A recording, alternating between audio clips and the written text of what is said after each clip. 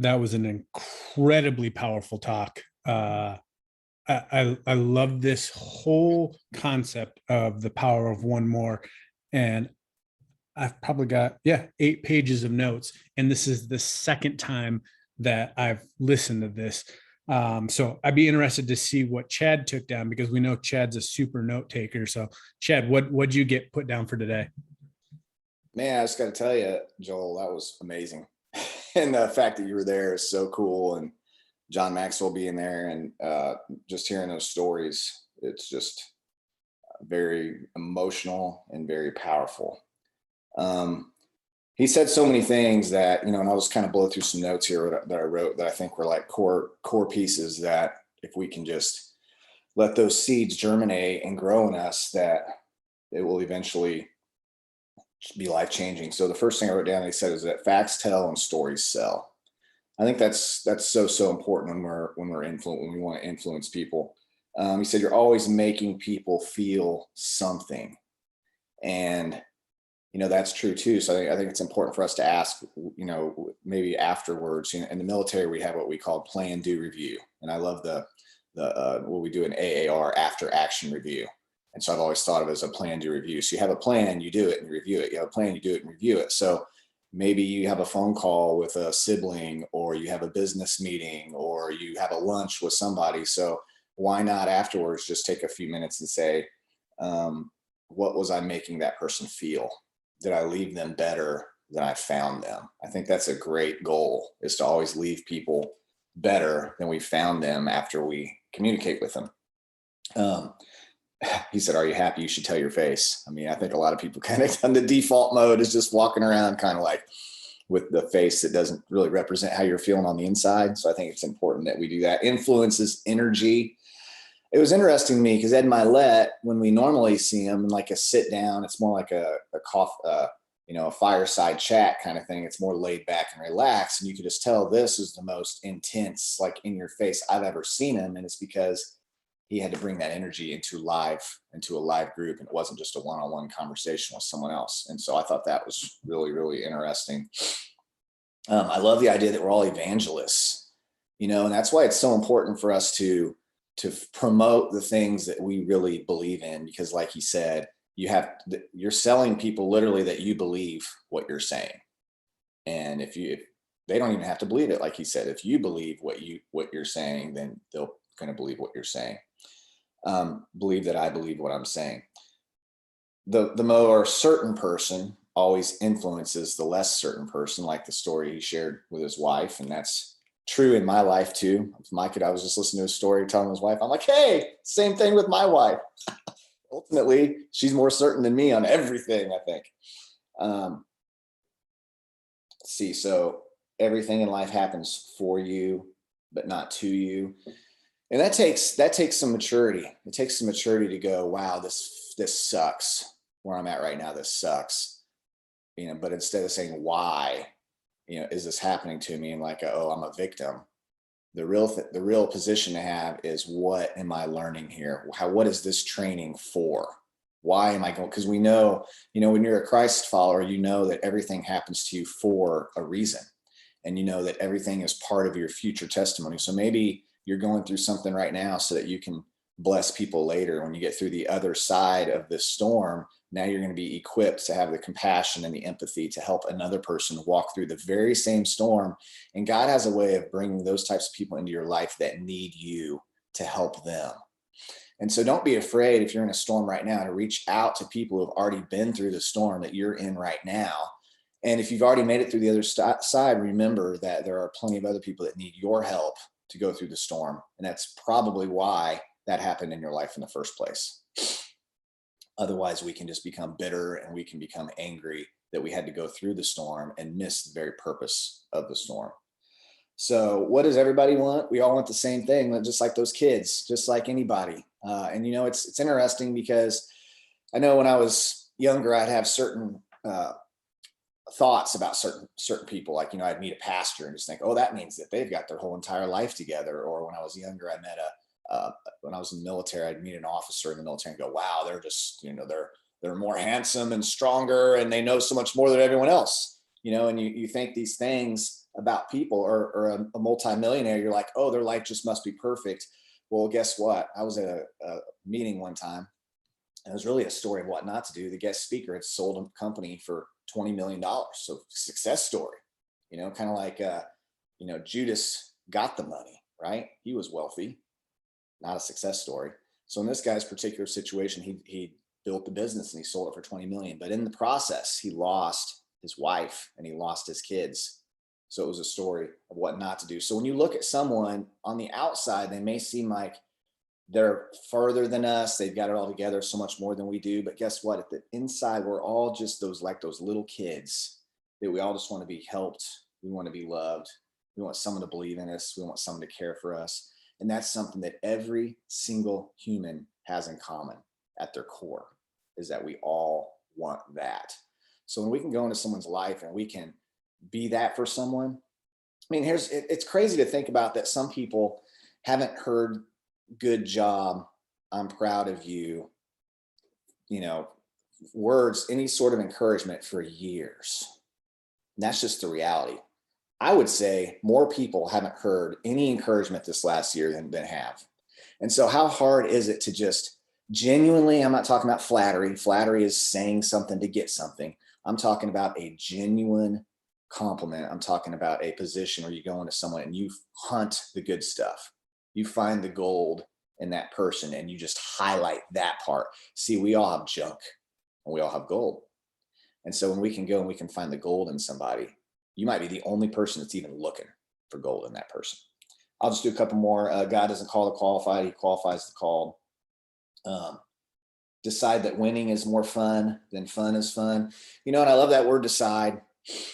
There's words like homicide, which means the death to someone else. There's the word suicide, that's the death to yourself. And then there's the word decide. And when you think of the word decide, if you think of it as being death to all other options, like then it's not a question of will this happen? It's just a question of when. How long is this going to take? When you make a decision, like right now, you could decide you're going to lose 20 pounds and your goal is to do it by end of February, right? If you really decide it, then it really will happen. It just will. It's just guaranteed. If you decide right now that in the next 12 months, you're going to save $100,000 and you make that decision and it becomes important and you decide that winning is more fun than fun is fun, then guess what? It's not a matter of, oh, maybe it will, maybe it won't. It will for sure. 100%. I'll give you a quick example here. Let's just say you're in the business right now and you have a goal to promote, let's just say 3 times in the next 3 months. Okay. You want to promote, let's say right now you're a diamond and you want to, or you're an emerald and you want to go triple diamond in the next 3 months. Emerald want to go triple diamond. Okay. Well, first of all, is it possible? Yes, it's possible because other people in the company have done it. So it's definitely possible. You can find the testimonials. You can see people who have gone from emerald to triple diamond in 90 days. Okay. Now, why do some people do it and most don't? Because some people decide that they're going to do it and they're going to go all in and they're going to make it happen. Okay. Now, let's say you go in your first couple of weeks and you're like, you're getting frustrated. Someone said they're going to sign up. They did. And you kind of have a little setback. Well, here's the deal. If I came into your house, or let's say you came into your house tomorrow and there was a note there and it said, I have your husband, and you don't know who I am. I have your husband, your wife, your spouse, and I've got your kids, and I've got your favorite pet. I've got them. And you don't get to see them ever again until you go triple diamond. And by the way, if you're not triple diamond by the end of February, you will never, ever, ever see them again. Now, Joel would take his highest month ever in It Works, which I think so somewhere over $200,000, and he would bet on you without even knowing you. If he was convinced that you loved your spouse or that you loved your children, which we're assuming you do, then Joel and I know that we know triple diamond, it wouldn't take until the end of February. You'd have that sucker done probably by the first week in January. Between now and the first week of January. Why? Because you would decide that it would be worth it. And so you would go all in.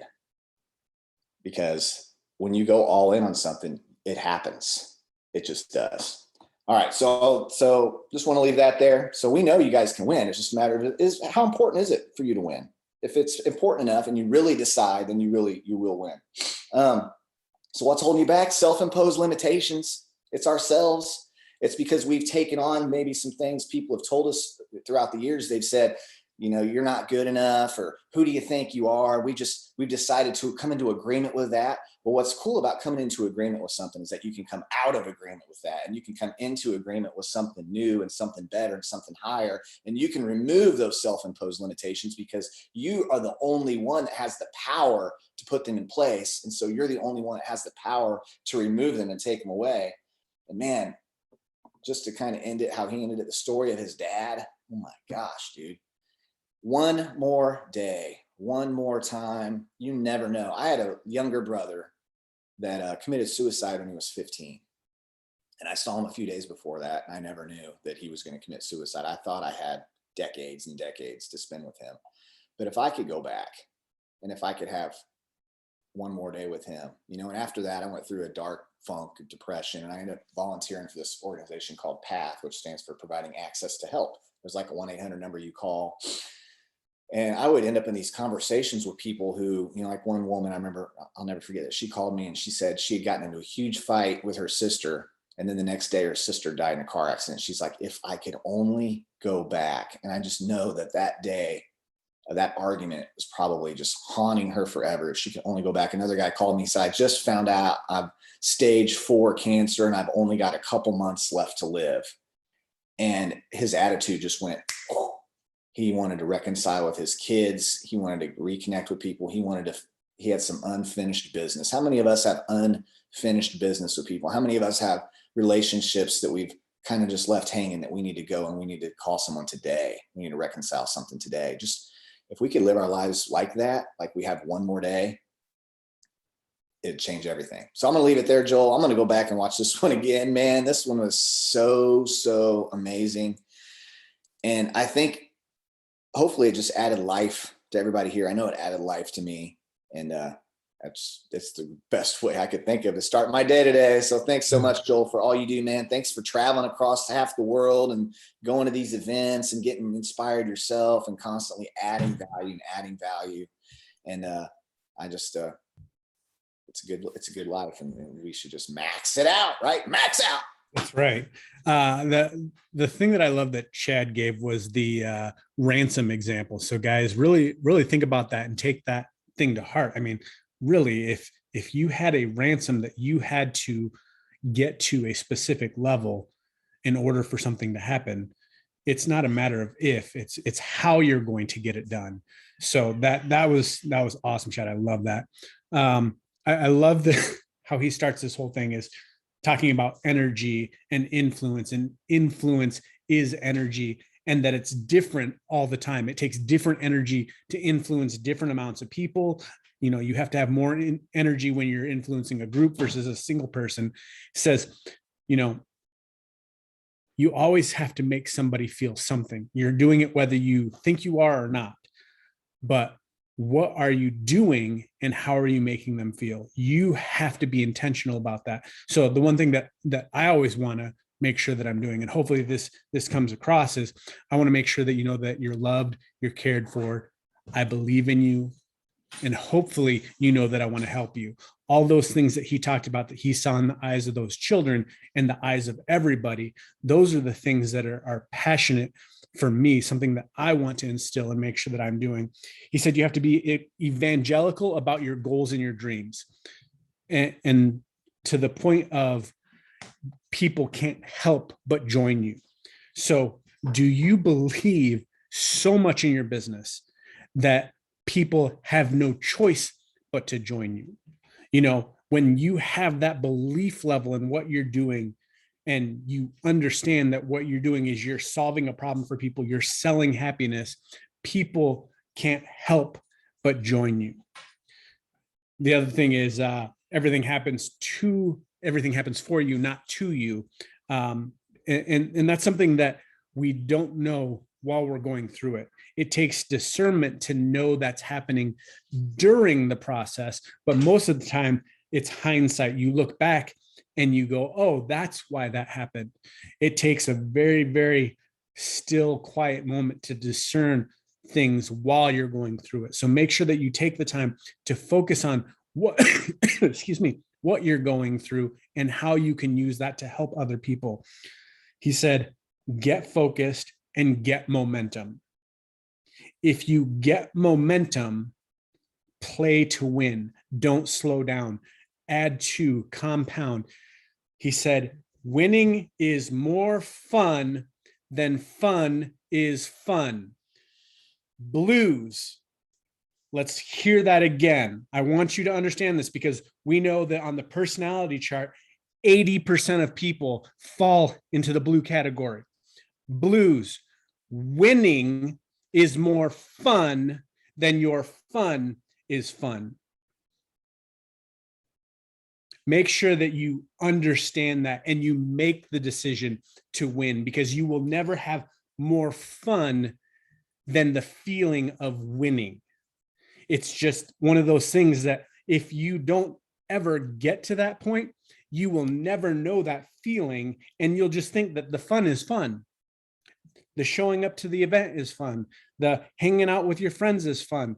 The going to a meeting is fun. Guys, the winning is fun. The promotion is fun. The paycheck is fun. The things that you get to do, the freedom and the lifestyle that you get to have, that is the fun after the winning. So focus on that. When you decide to win, you will eventually plant enough seeds to where a harvest will take place. He said, touch your dreams, believe it, and believe that you belong there. Keep stepping in faith, and God will move the mountains to bring things to you to accomplish and achieve your dream. He starts talking about, the power of one more. What is that thing that's holding you back from your one more? You are one thought, one meeting, one decision, one training, one action away from drastically changing your life and your legacy for your children, grandchildren, and great-grandchildren. Just don't quit on your business one more day, and take one more action one more day and see what happens. Because you're one seat away from your history. I love that picture that he showed of his grandfather, his dad, and him all sitting in one spot. And then when his grandfather passed away, his dad moved to that spot in the photo. He moved into that spot, and his son Max moved into his spot. You are one spot away from becoming that person in your family's generation. Are you going to make the decision to change that for the remainder of the people that are going to follow in those spots? You have someone in your life that you love. Act like you have one more day with them. He said, you'll eventually not have one more day or one more hour. And the moment that that becomes a reality, there's a switch that clicks and changes everything about those moments that you have left. And he said, make sure that you honor your family with your greatness and live a life of one more. Guys, you have somebody that paid a price for you to be where you're at. Honor them with your greatness. Go out and work as if you are paying your dues and your respect to them for the things that they sacrificed for you to be at this one spot that you're at. He said, stack your one more every day and you will live an incredible life. When you get to heaven, are you going to meet your twin? Or when you get there, are you going to meet somebody that is completely unrecognizable, the person that God intended you to be? My prayer and my hope for you is that you will be chasing after that person so that when you get to heaven, he says, well done, good and faithful servant. Now, let me introduce you to the person that you could have been. And you shake hands with that person and go, I've been chasing you my entire life, and I'm so glad that we look so similar. He says, you were born to do something great with your life. Go out and do it. And that has a lot to do with going out and doing amazing things to help other people. When you go out and you focus on helping other people, you will not help but live a life of greatness.